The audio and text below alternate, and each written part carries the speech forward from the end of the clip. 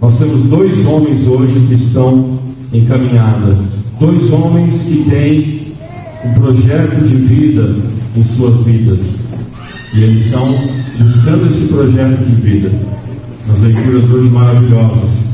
A primeira leitura é o projeto de vida de Abraão, o pai da fé.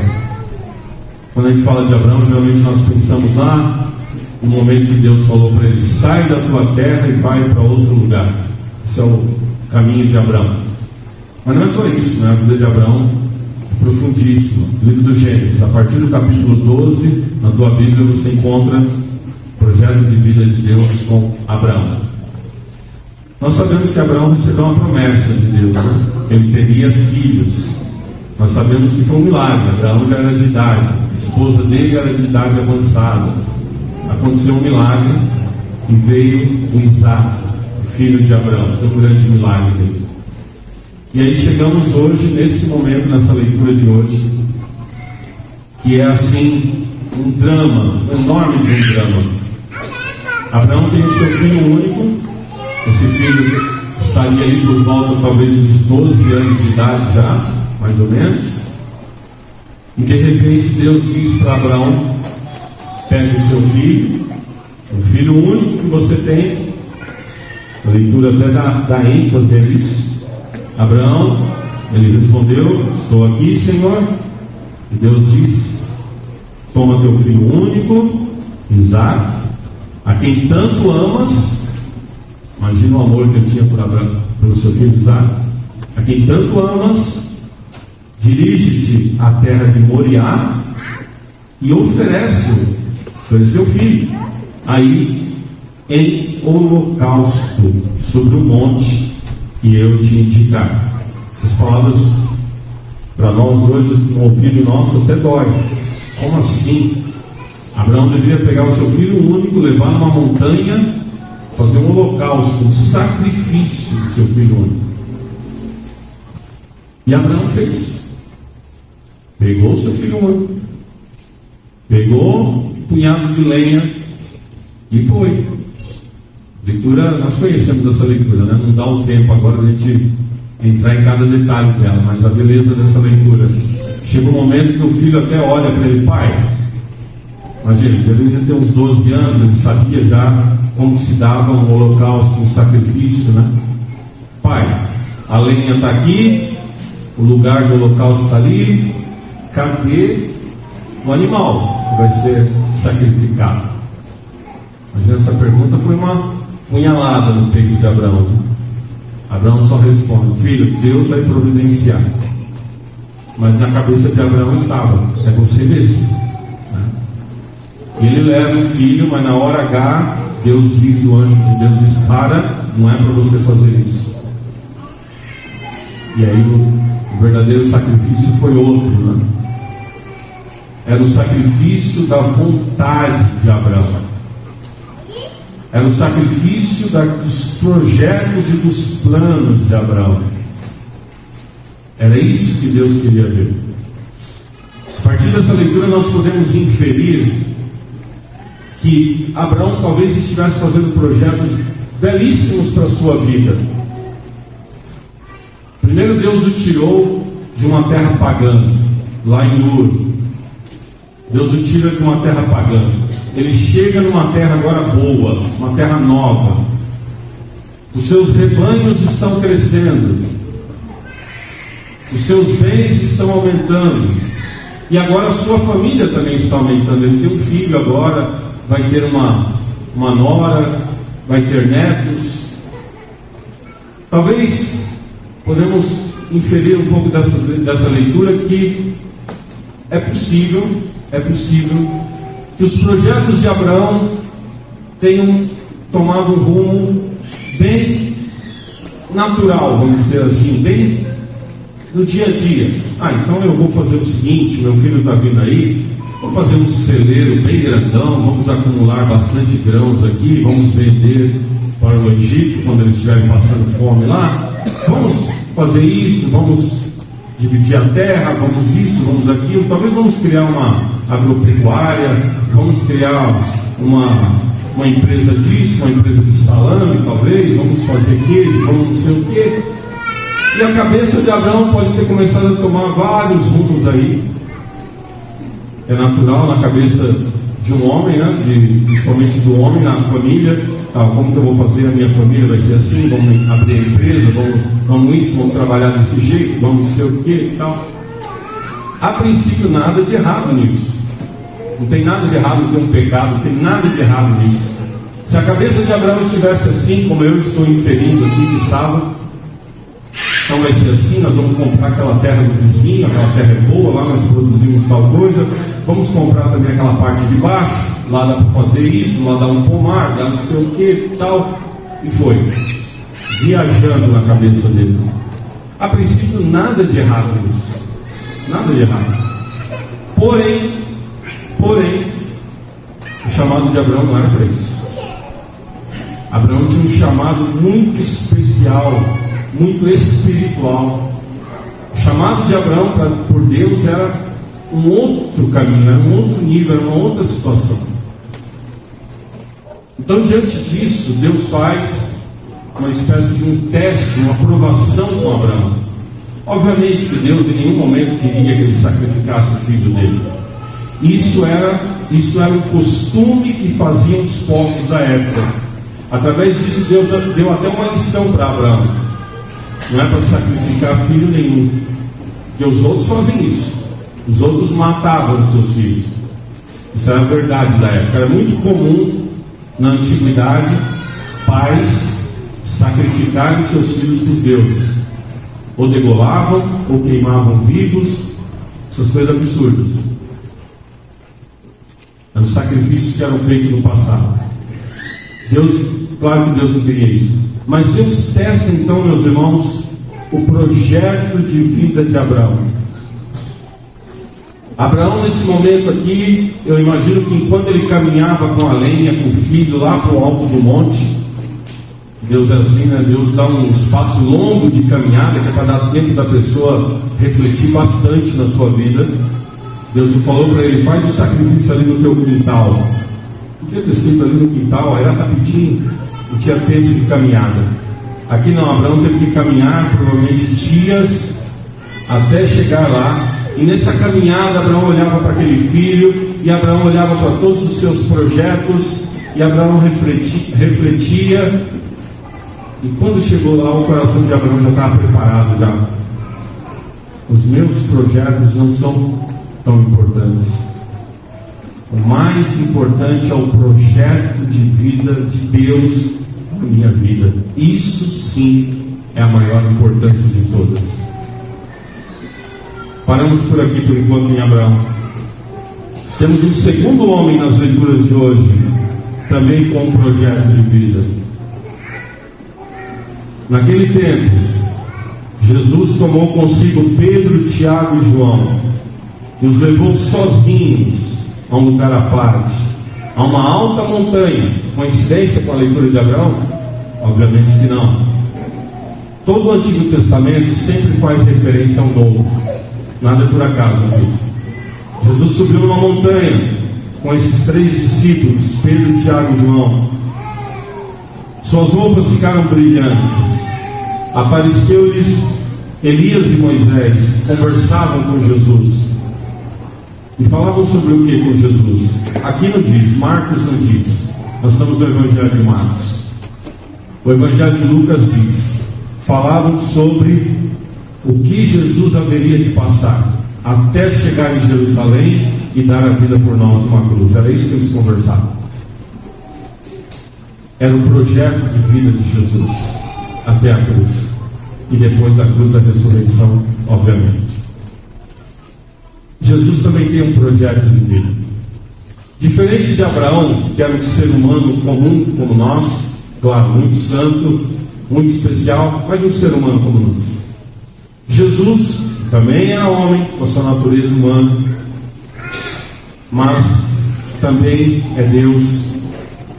Em nenhum momento o projeto de vida de Jesus esteve nem 1 centímetro à parte do projeto de Deus para a sua vida. Desde o início ao fim da sua vida, Jesus tinha muito claro qual era o caminho que ele deveria seguir, que era o caminho da vontade do Pai. Jamais ele se desviou nem um pensamento deste caminho.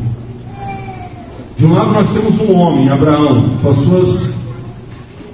suas qualidades, com seus méritos, com suas graças, mas um homem que naturalmente às vezes titubeia, pensa de outras formas, como eu disse, não necessariamente algo errado, mas pensa num projeto humano para si. De outro lado nós temos o Filho de Deus com uma missão muito clara, muito certa do que deveria ser a sua vida. Meus irmãos, em ambas as leituras, no final das leituras, tem frases que nos levam a pensar.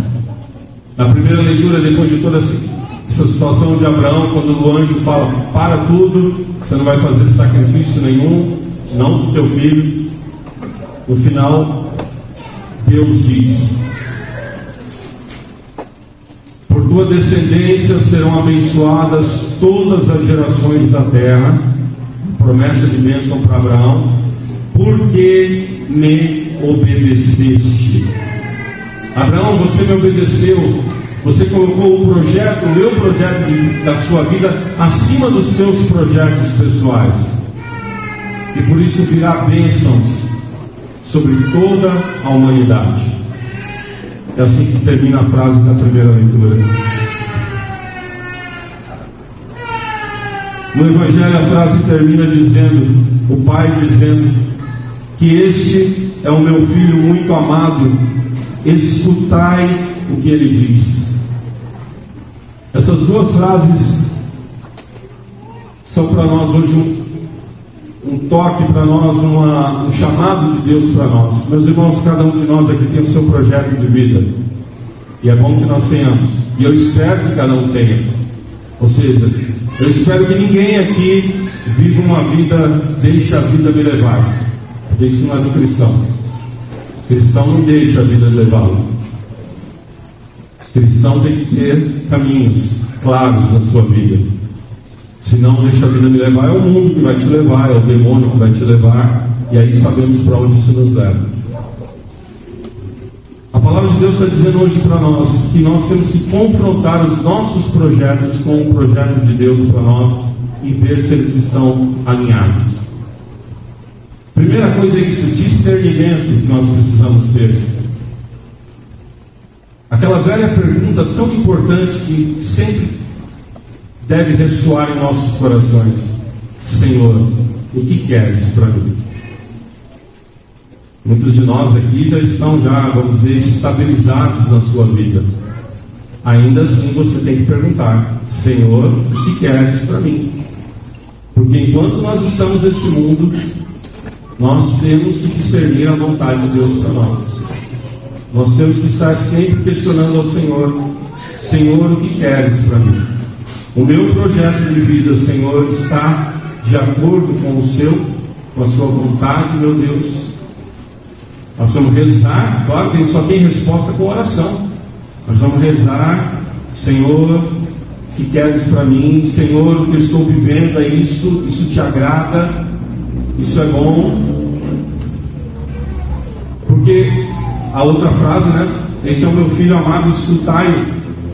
Se o Pai nos falar por meio do seu Filho que a nossa vida precisa tomar um outro rumo, ou pelo menos se alinhar, nós precisamos buscar isso. Tem muita gente que tem buscado isso, graças a Deus. Tem pessoas que estão no seu projeto de vida, está indo tudo bem. A pessoa foi, estudou, fez a sua faculdade, fez isso, tal, está trabalhando, tal. Mas chega num momento que essa pessoa começa a se questionar: é isso mesmo? Isso está favorecendo a minha família? O meu sucesso, o modo como eu vivo, isso está favorecendo? Tem gente que muda radicalmente. Tem mulheres que vão perceber que as minhas 8, 9, 10 horas dedicadas ao mercado de trabalho era o meu projeto, era o meu sonho. Estudei, fiz a minha faculdade e tal, busquei a minha independência, tal, tá indo, mas agora parece que isso está confrontando com a minha família. Dá para continuar? Depois de um tempo de drama, porque é um drama, né? Algumas falam, não é isso. Deus quer outra coisa para mim. Deus quer outra coisa para a minha caminhada. E mudam. Tem homens também que se confrontam. Nossa, estou indo aqui, estou ganhando bem naquilo ali e tal. Porém, estou percebendo que lá na minha casa as coisas estão ficando meio assim, ou numa outra situação. Tem homens que se confrontam e depois de um tempo também é uma angústia, né? Às vezes a gente mudar um projeto é uma angústia enorme. Mas tem aqueles que mudam também. Tem jovens que se confrontam, tem sonhos pela frente, isso e aquilo e tudo mais, e vem um Deus que toca no coração e fala, e chama para uma vocação. Esse final de semana nós estamos tendo um encontro de jovens, encontro vocacional para meninos lá no nosso seminário. Uns 4 ou 5 já vão entrar no seminário esse ano para serem padres. Se vão perseverar, não temos certeza, né? Cabe a nós exato, só Deus sabe. Mas imagina, são jovens, um deles eu conheço bem, conheço muito bem a família, lá na minha cidade. São jovens que estão lá no seu projeto de vida, vou estudar isso, fazer isso, tal, vou namorar, vou casar, tal. De repente vem um Deus e toca no coração e muda tudo. Mas aí precisa que pais também escutem o projeto de Deus e falem, sim, eu apoio meu filho. Porque tem pais que quando um jovem tem o chamado de Deus, escuta como Abraão escutou Deus, tem pais que falam, não, você não vai para o seminário, você não vai para a vida religiosa, não. São obtusos à voz de Deus, né? São pais obtusos à voz de Deus, não ouvem a voz de Deus. Veja, meus irmãos, nós precisamos ouvir o Senhor. Quaresma é tempo para ouvir a Deus. Quaresma é tempo para nós pararmos e pensarmos, os meus projetos, o que eu tenho vivido a minha vida, estão segundo a vontade do grande e belo projeto de Deus para a minha vida? Talvez sejam. E creio que estão, muitos de nós aqui estão com o seu projeto de acordo com a vontade de Deus. Glória a Deus, siga firme. Peça que o Senhor te fortaleça cada vez mais naquilo que Ele colocou na tua vida e vai para frente. Porém, pode ser que alguns de nós precisam ajustar o seu projeto de vida, independente da tua idade e do momento da sua vida. Não estou falando aqui só para jovenzinhos, não. Independente. Precisamos escutar o Senhor, fazer um discernimento claro e pedir a Ele forças, porque às vezes não é fácil. Abraão teve que subir uma montanha para voltar com o seu projeto de vida, segundo o projeto do Senhor inicial na sua vida. Foi uma montanha, não foi fácil. Que montanha, que subida que foi aquela, que dias que foram aqueles para Abraão. Não foram fáceis, mas lá estava aquele homem, ele é um homem de fé enorme mesmo.